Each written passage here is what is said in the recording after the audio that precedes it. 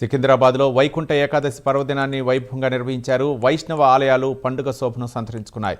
మోండా మార్కెట్లోని పెరుమాళ్ దేవస్థానం, నామాలగుండ్లోని వెంకటేశ్వర స్వామి ఆలయం, లక్ష్మీనారాయణ దేవాలయంలో ప్రత్యేక పూజలు చేశారు.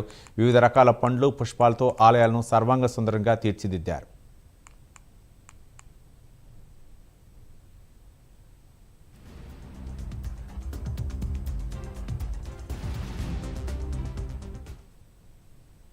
సందర్భంగా ఈ రోజు దేశవ్యాప్తంగా ప్రత్యేకించి తిరుమల తిరుపతి వెంకటేశ్వర స్వామి ఉత్తర ద్వార దర్శనం ఇది ఒక పవిత్రమైనటువంటి రోజు.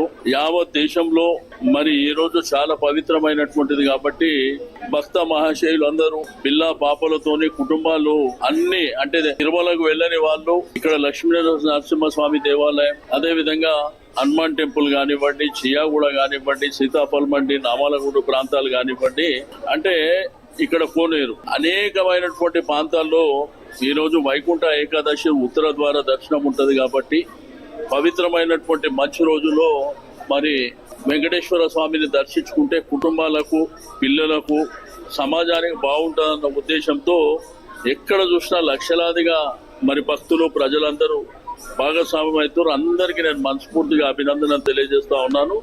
తప్పకుండా ఈ పవిత్రమైనటువంటి రోజు మీకు అందరికీ మంచి జరగాలి.